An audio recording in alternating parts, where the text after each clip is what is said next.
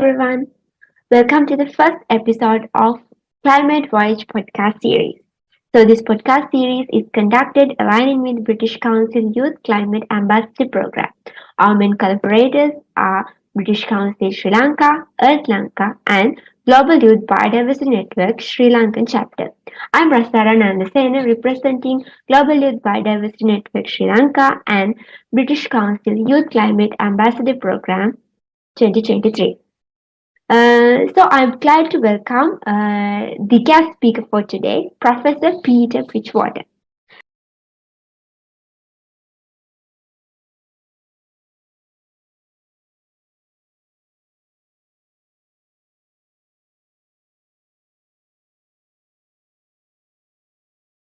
Let's move to our discussion.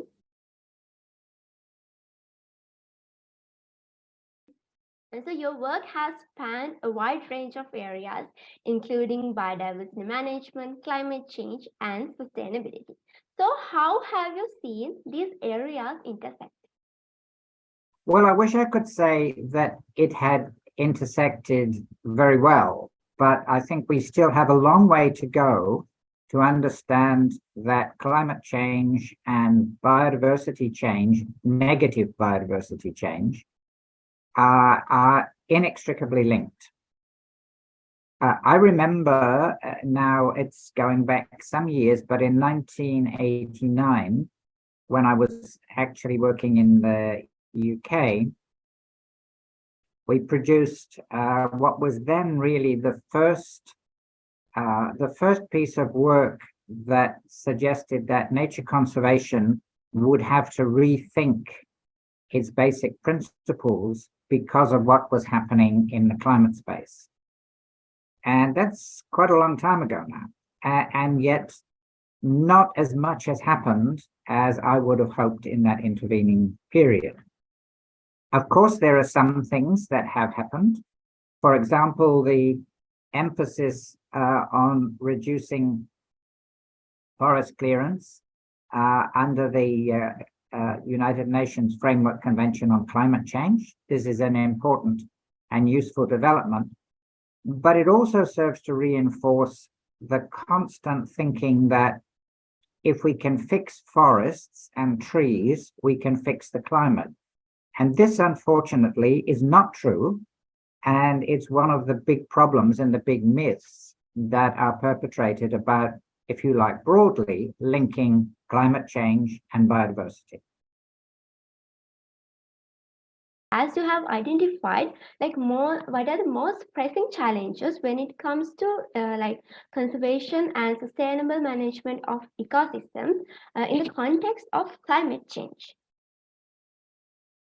So this is where it gets really complicated, because we just don't know what, frankly, we are up against in terms of the management of our ecosystems.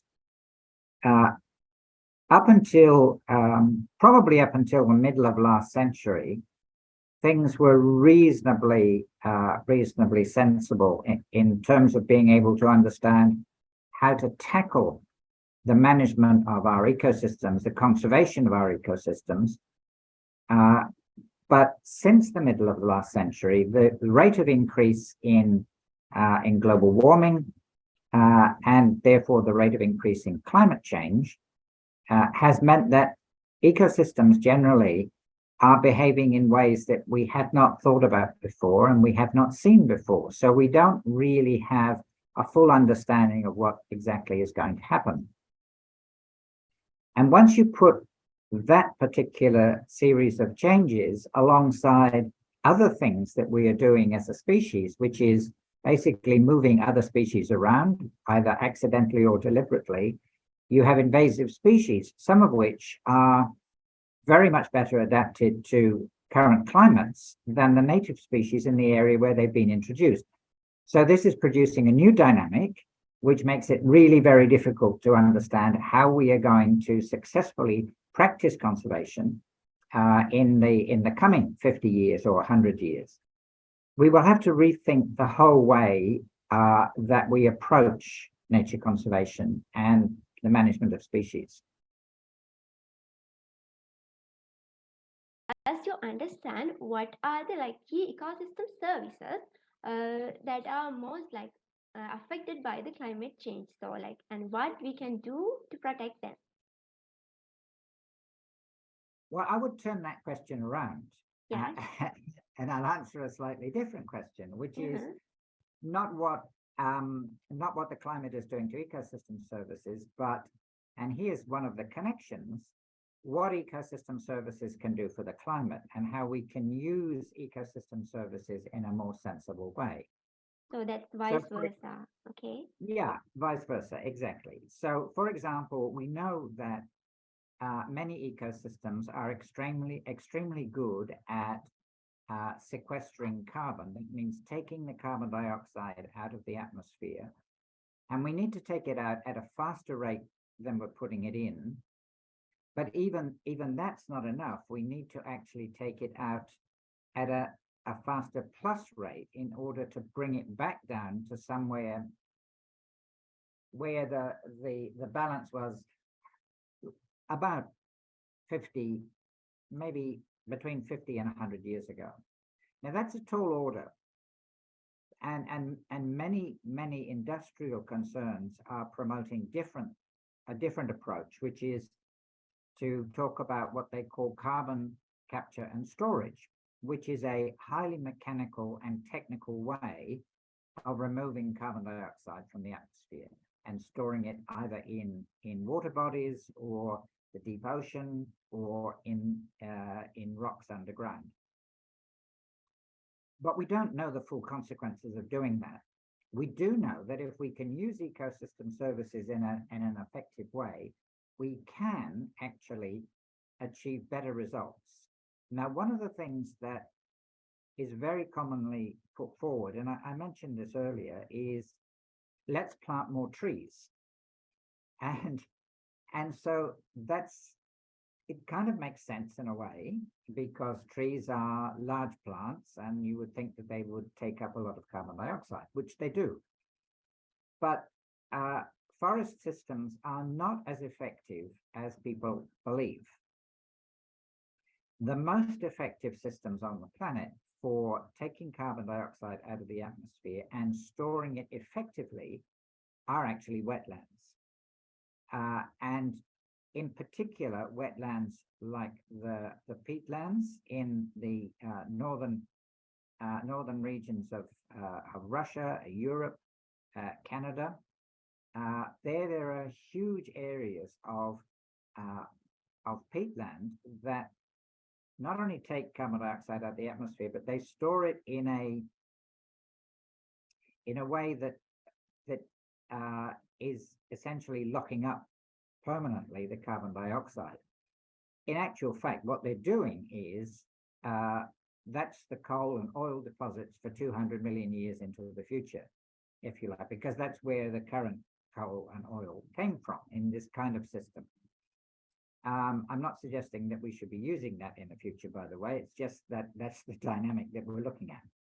So that would work if we can protect and conserve and manage those peatlands in a more effective way. Tree planting is also good, but we need to be sure that we're putting the right trees in the right places. And by that, I don't necessarily mean that we should be putting native trees back in the place where they came from, or even trees with the same genetic provenance.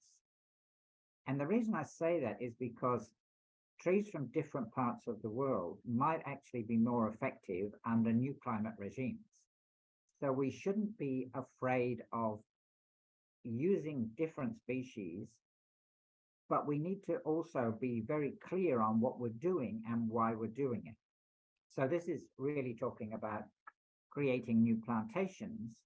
And some of the ideas for creating new forests, for example, are trying to use existing species or native species for the area, but they may in turn become more affected by climate change. So that's building its own problem. The other area where we need to put a lot of effort into conserving and restoring is in the coastal areas.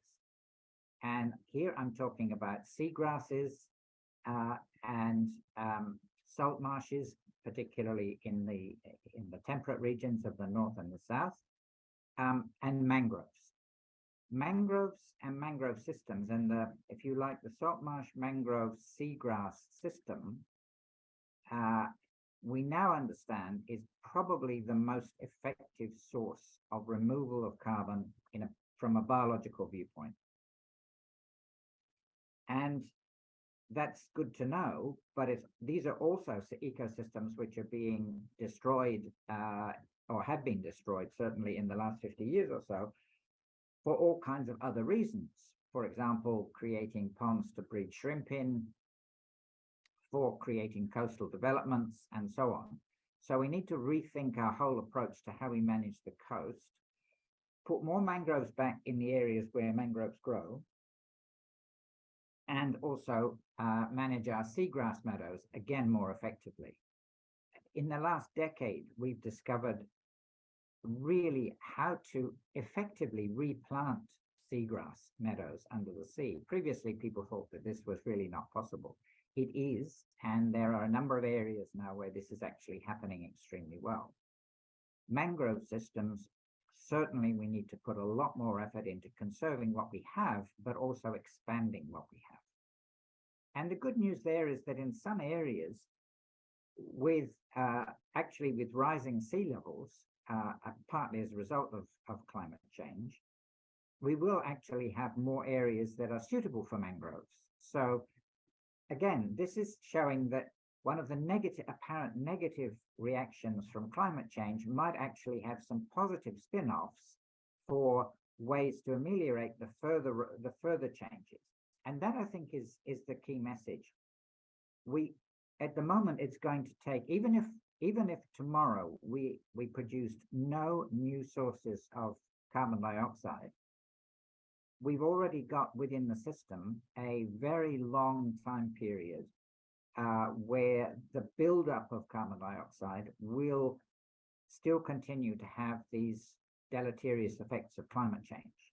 So we need to have in place systems that will allow us to not only slow the rate of increase, which we can do by doing all those other things that we know about, but also actually creating and developing new ecosystems in places where they're not already existing in order to try and manage carbon dioxide input into the environment. So I want to know how we can incorporate indigenous knowledge and their management practices on ecosystem management and in the context of climate change. I think this is a really important question because people tend to assume that indigenous people won't know anything about climate change because why would they? The assumption is that Western science knows everything and so on. In fact, it's almost the reverse. And I'll talk about some Australian examples because I think these are really significant. Australia, as you know, is a country where we've had a continuing life of indigenous people for at least 60,000 years, at least in the north. And as you go further south in the continent, that may reduce to, say, 40 or 50,000 years.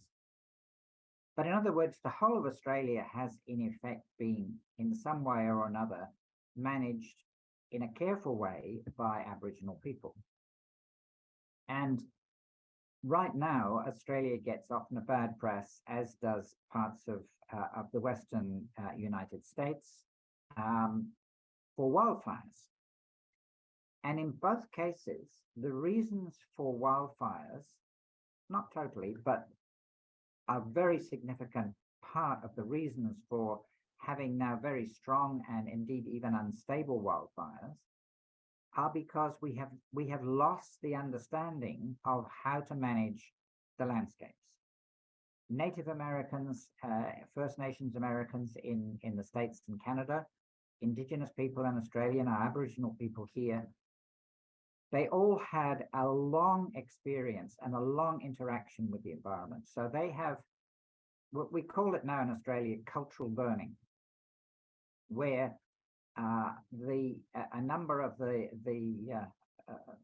really progressive conservation agencies are working with Indigenous people to understand their concept of burning. In other words, when should you actually burn the landscape and why would you burn? And of course, they used fire as the main management tool. That was the tool they had. They didn't have tractors, they didn't have plows, they didn't have anything else, but they did have fire. And a long understanding through Indigenous and local knowledge about when you burn, what the results of burning at a particular time are, and so on. And that's been it's a relatively slow process, but we are actually able now to have a much better understanding of Indigenous knowledge and what that can mean if we actually use it in our management plans. However, it's taking a long time for that to become generally accepted and generally realized. And we've also made very significant changes to the landscape in Australia since non-Indigenous people first arrived here over 200 years ago. And so that we need to think carefully about how do we take that Indigenous knowledge and set it alongside, if you like, Western science. Is there a way in which we can use information that comes from both of these two kinds of knowledge to actually shape a better future under climate change scenario? So this is something which is it's really quite new, maybe 5, maximum 10 years of appreciation. But the other thing that comes through is that from non-Indigenous point of view, we have a calendar that measures in months, and summer begins for us down here. Summer begins in December and winter begins in June, vice versa in the Northern Hemisphere. But that's not how Aboriginal people see it. That's not how Indigenous people see it. Their view of the year is, yes, there are different periods in the year. They don't call them seasons. And they don't actually say that on this day, suddenly it's summer. We say that, but it's nonsense anyway. What they say is, when that tree flowers, we know that if we burn in that area, we will get more kangaroos 6 months' time because of the particular mix of grasses that will come up. If, on the other hand, we burn when that shrub comes into flower, we know that we will get a different grass mix and we will get different species of kangaroo, and we will have other effects. So if we want to have a good crop of a particular fruit, we can do that by actually burning in a particular time and using the landscape in a particular way. But the weather patterns and climate patterns are never predictable by each day. They're predictable by these, if you like, bioclimatic signals. And understanding bioclimatic signals and how we can incorporate them into ecosystem management is, I think, absolutely critical to understand how we're going to have a better world in the remainder of this century and into next century. So I want to ask you, what are the key research questions and also knowledge gaps when it comes to ecosystem management, when it comes to the context of climate change? So you can elaborate what you said in previously as well. So look, I think the yes, I have touched on this, and it's quite complex, I think, to understand what it is we really need to know, because we don't know what we need to know. We are in this period of extreme uncertainty, and yet it should be really possible to understand what kind of levers we need to pull in order to effectively manage the planet. And for some people, this is a problem because because some people would like, probably many people would like to assume that the planet's quite stable and we we don't need to do anything. Things will carry on as they always have. They won't, and they're not. Uh, so ask anybody in any continent right now, and they will have experienced in the last 2 years either a severe flood, a severe drought, or a severe wildfire episode, or maybe a combination of all of them. So sometimes changes are And going on. People don't know that they are because of climate change. exactly, and that's really the issue. So let me just go back to the indigenous issue for a moment, because that's also illustrative. I talked about the Holocene, which is 10, 12,000 years ago at the start. But that's only a small fraction. That's a sixth of the time that Aboriginal people have been in this country. And during that time, before the Holocene, when things were very calm, there was a lot of climate change going on in Australia. Climate change it does always happen. And this is a problem for, if you want to deny climate change, you can say the climate change that we've unleashed, you can say, but climate change always happens. Well, that's true, it does. And Aboriginal people in Australia, between their first arrival and up until about 12,000 years ago, were experiencing a climate that was getting quite dry quite quickly, much drier. So there are places in Australia where what is now a dry salt lake, which, if it happens to rain, will fill with water for a short period of time, and then it will dry up again, with sand dunes around the edge. But if you actually look at what's underneath, there are huge mounds of shells, freshwater species, mollusks, and so on.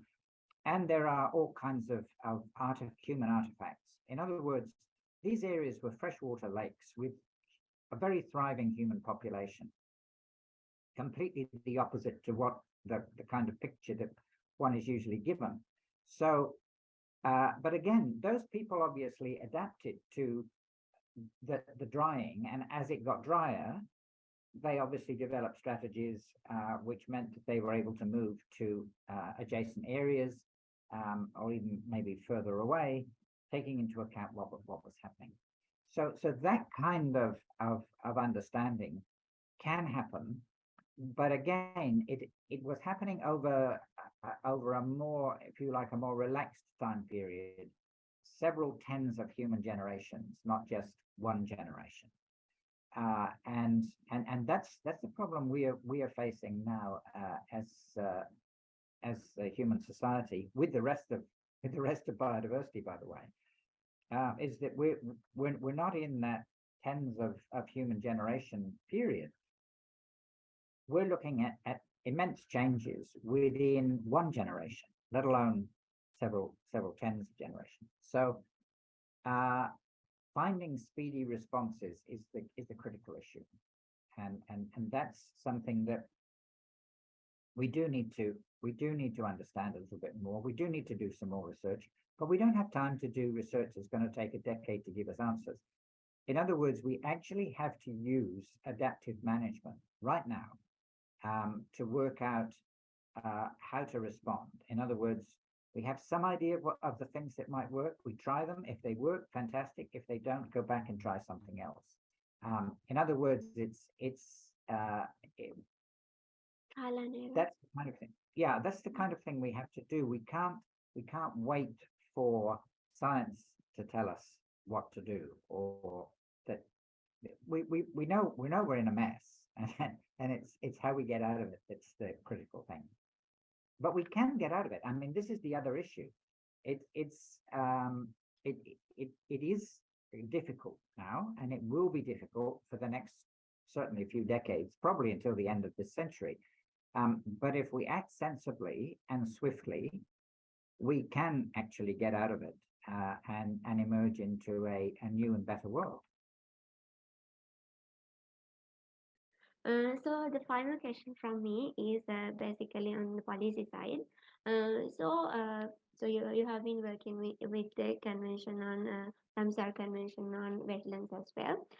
So there are many international organizations and conservations and many discussions are going on. So as you feel, what's the role of these conventions and organizations in addressing this immense issue, climate change? This is a difficult question. Well, no, the question is not difficult. The answer is difficult. And the answer is difficult because almost none of the international organizations that are charged globally with looking at these issues, whether it's actually dealing with climate change itself, whether it's dealing with aspects of biodiversity, whether it's dealing with land degradation, none of them are nimble enough or quick enough to respond to the issues that we face, the speed of the issues that we face. And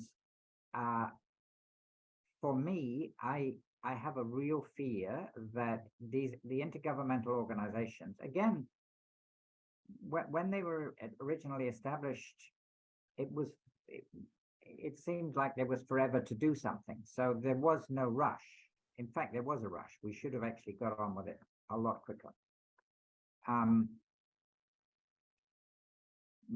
But I think, and this may sound unusual, but I think that rather than look to intergovernmental organizations to solve the issue, or even national governments, I think we're going to see civil society organizations and this may surprise, businesses of various kinds, who will actually be the ones that will move more swiftly as they now understand and realize that they're in a situation which, if they don't help solve, they will not be able to survive as businesses.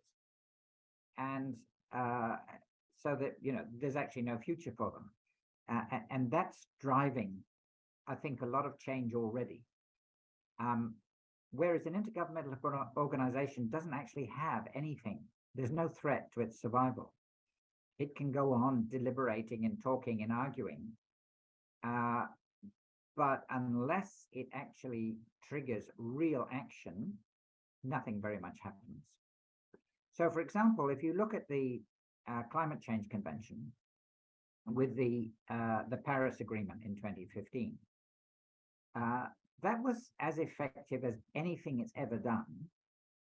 And remember, it's been in existence between 1992 to 2015. But even that has not yet resulted in really clear and definitive global agreements on, yes, we have to stop. Some nations are leading, some regional nations, some regional groups like the European Union are actually doing some good stuff themselves. But even there, it takes a long time because you have, particularly in democracies, you have opposing voices who say, no, we shouldn't be going this fast, or we shouldn't be going in that direction. We should be doing something else. And so democracy is a great thing, but it also inhibits activity at the speed that we need it. We don't actually have time to sit down and have a big, long debate about it. We know what the situation is. We just have to get on and fix it, and we can, but we need to take action. Not words. It's action, not words, basically. Thank you very much, Professor Peter Bridgewater. So we are really honored to have you with us. But I do want to congratulate Gibbon for this kind of initiative, because again, I think this is it's when I'm criticizing global organizations, I'm criticizing, if you like, the old style global organizations, something like Gibbon, which is global networking of young people. This is what we need. This will help move the needle, as they say, or move the dial, change the ideas, get things working. So yeah, congratulations on it. Thank you everyone for joining with the podcast, Climate Voice. And this is our first episode of the series, and we will meet you in our next podcast. Until then, take care. Bye.